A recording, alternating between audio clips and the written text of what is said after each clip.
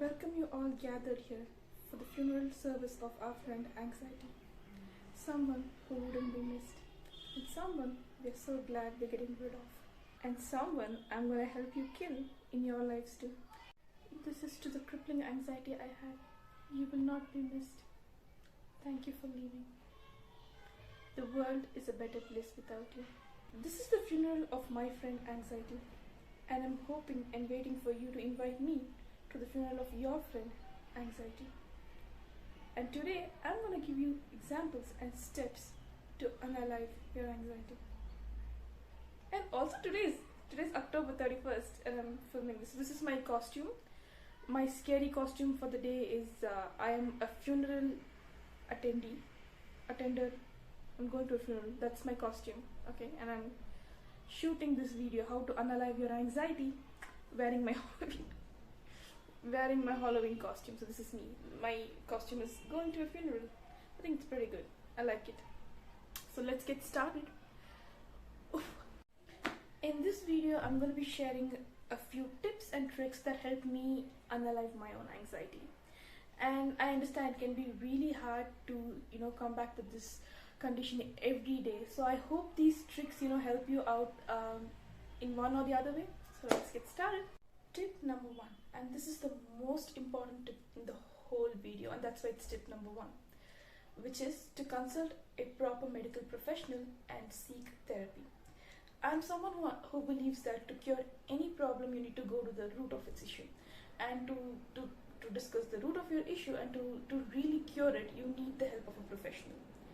And this is going to help you speed up the process of your recovery, and the road to your recovery is going to be so smooth once you go to a doctor and you speak up and you really cure it from the root. And the other tips in this video are going to be a great supplement to help you cure your anxiety. And again, I understand not all of us are lucky enough to have proper medical professionals around us, or not being able to seek professional therapy because of the taboo around mental health, or being in a remote area and not having access to medical professionals. In that case, use the rest of the tips in this video, and I really hope these tips help you. Number 2 is what I call detoxification. So let me explain. We have our anxiety triggers, and sometimes it's people, it's situations, it's your work environment, sometimes even your family. So I'm going to show you how to detoxify yourself from these situations. Step 1 in detoxification is to remove yourself from these toxic situations and people, which I understand is difficult because we have ties attached to them. We have to see them every day at work or school, or they're our neighbors. But in order to protect your aura, you have to cut yourself off from them. It's basically like you're not giving them access to you. Once you cut the access that they have towards you, you will dramatically see how amazing your life is turning out to be. Like they say, out of sight, out of mind. So once they're out of your life, you're gonna do great. But then what happens in situations when you can't really cut them off because you gotta see them every day, like I said. So in those situations, have a really strong boundary. Having strong boundaries means saying no more often and keeping the interaction you have with them to be really professional. So you interact when it's needed. When it's not needed, you do not interact. You don't take their opinions. You don't want to hang out with them. Nothing. If it's absolutely not needed, do not hang out with them. And this year is shaping up to be a great year because I did a lot of detoxification in my life, which is part of my metamorphosis journey, which I had made a video about it recently, and where I'm glowing up and changing my life. So this year I did cut off a lot of friends from my life. A small clarification, when I say friends, I mean friends in air quotes. These were the people who were never happy for me. These were the people who wanted me to fail, and these were the people who were causing me a lot of anxiety. I am a giver, both emotionally, spiritually, and overall, and I was tired of just giving and people leeching off me, and those were the people I chose to cut off this year, not my real friends. Did I lose a lot of friends? Yes, I did. Do I miss their presence? No, I don't, because the people we hang out with absolutely have so much influence on us, and they have so much influence on whom we are becoming, and I'm someone who believes that we're constantly becoming something, and I want all of us to evolve into a happy, healthy, sophisticated person. And that's why you need to be so careful whom you're giving access to your life, your precious time, yourself to. You have to keep this in mind. You are the average of the 5 people you hang out with, so make sure you hang out with really good people. And the good people, I mean someone who is supportive to you, someone who would uplift you, someone who would be there for you instead of someone who's causing you anxiety. And that's why choose your friends wisely and detoxify really well. And the level of your mental health also depends on your friends and the people you expose yourself to. There are situations where you can't really find non-toxic friends, and in that case you're doing great by yourself. Be by yourself, be there for yourself, and love yourself. Solitude has a lot of power. Channelize it. And that's how you detoxify. Step number 3. Stimulate your brain. Now that you've cut off your ties with toxic people and situations, and you've freed your mind from this burden of the outside world, and now it's time for you to tackle your anxiety from within. And as rightly said, an idle mind is the devil's workshop. And your mind, since it's idle now, since it has no toxic people to handle with, and you need to understand that the brain needs something to stimulate itself, and your brain loves it when it has an activity to do or a challenge to solve. And when you don't give it a challenge, it either rots because it's not using itself, or it overthinks. And both these situations are bad for you, and it's your responsibility to give your brain something that stimulates it, keeps it busy, and keeps it happy. And make sure you include some sort of a problem solving part in your brain stimulating activities like puzzles or Sudoku. When you solve these problems, your brain releases this hormone called dopamine, which helps regulate your mood, your concentration, and your memory in general. And it also makes you really happy, and that's what matters. Very importantly, you need to pick an activity which would not let you to zone out. Because once you start zoning out, you're doing everything with your half mind, and you're not completely stimulating your brain.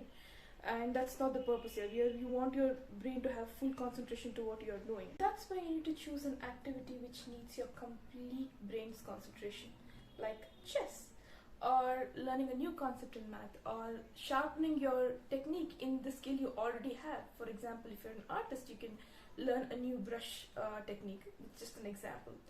Or you can learn a completely new skill. Your brain loves it when there's a challenge, and make sure to make it satisfying. For example, you can learn a new martial arts, learn how to dance, or learn a new musical instrument. And once you start learning something and your brain is happy, it automatically wants more of it because it's satisfied, because it's happy, and that's how you stimulate your brain. Ooh, and the next part of this video is like really juicy, and I'm honored to be sharing this with you guys, because when I discovered this, it was truly liberating. And that part is called being unbothered or caring less. And the day I truly started exercising this was life-changing.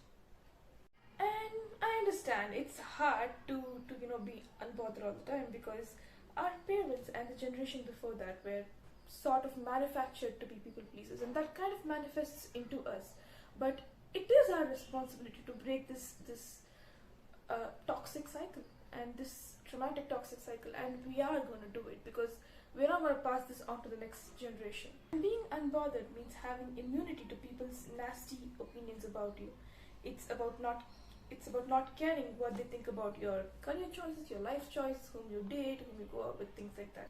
It also means you're not letting other people's negativity influence who you are or influence your day.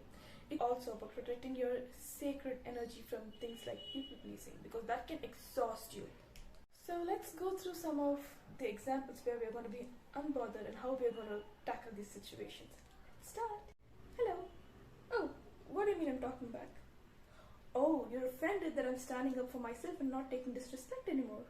Uh-huh. Okay, cool. Bye. Oh, hello, friend. Oh, you're offended. Why? Oh, okay. You're offended because I'm putting my needs and myself over your needs and yourself? Oh yeah, that tends to happen these days. Because I always put your needs over mine, and when I need to satisfy my needs, I don't really have people who do that, and I have to do that for myself. So I am having boundaries, and I'm gonna be taking care of my needs myself. Yeah, thank you. Oh, you're upset that I can't hang out with you at your free time when I have work? Well, yes, my career comes first. oh, elderly person, you're angry because you can't control me anymore, and that's making you really upset. Well, I'm sorry you feel that way, and that's gonna happen even more. Thank you. You see, these are just a few examples, and I think I should just make a whole video of about how being unbothered changed my whole life. Okay, so we're in the last part of the video, and this is my absolute favorite thing to do, and that's called making the 5-year-old you happy. Let me explain. So when you were this child who was carefree, who was happy, who was amazing, and you look back and you know you had a few activities that made you immensely happy, right? It could be something as simple as chasing a butterfly, or doing origami, doing art, dancing, or I loved watching planes go by. These activities were somewhere discontinued as you grew up, maybe because you got bored of them or you thought they were too childish. These were the activities that truly made you happy. Be honest. I have a fun activity for you guys. Take a paper and a pen, and we are going time traveling.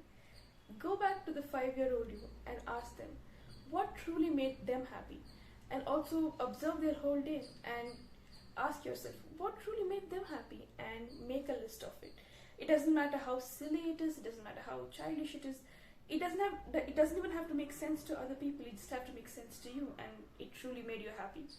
And now jot down those. And how do you do this? You take a paper, a pen, and it could be a journal. This is my journal. And I have 2 lists, and one list is the things that makes me happy, and the other list is the things that make me calm. So whenever I'm feeling anxious, I read the things that make me calm, and it calms me down.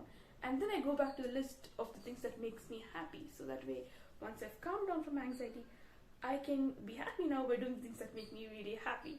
And let me go through some of them such that it can help you. First is the list of the things that calm me down. So here are a few examples. So I have taking a deep, long breath 5 times x5, and then a tall glass of water, or skincare or hair care routines and videos. Coloring, observing nature, reading poetry, or warm baths. So these are a few examples. Oh, I also have doggies. Okay, doggies, yes, of course. So these are a few examples of the things that calm me down. And you can have 2 lists like this, one that calms you down and one that makes you truly happy. So next we're going to go through things that truly makes me happy. Oh, I have a huge list. It can be something simple like chocolate ice cream, or sunset, nature, red rose, dancing, chicken biryani. Or it can be really huge things like jewelry or fashion and things like that. But I have really simple stuff here, like sunset, birds, dogs, traveling, face masks, good people, good food, meditation, music, gym. So these are just a few examples which can help you. So here it is, happy making list. Make a list of the things that truly make you happy, and whenever you're down you can go through those, and always remember, it's about keeping the 5-year-old happy, because you were truly you when you were them, without the trauma, without all the things that happened to you. And always in life I sort of have this philosophy: you need to make the 5-year-old you happy and the 95-year-old you happy. So make sure you keep these 2 people happy and make sure they are proud of you. It doesn't matter. Don't impress anyone else, and don't do it for anyone else. Do it for yourself. And I really hope the tips in this video helped you guys. Happy healing, happy recovery. And if there are any other tips that helped you, do put it in the comment section to help each other out. And thank you for watching. It truly means a lot to me, and I hope you have a great time ahead. Bye. Oh, also subscribe. I'm supposed to say that, I keep forgetting always. Subscribe. Today, this is the funeral of my anxiety.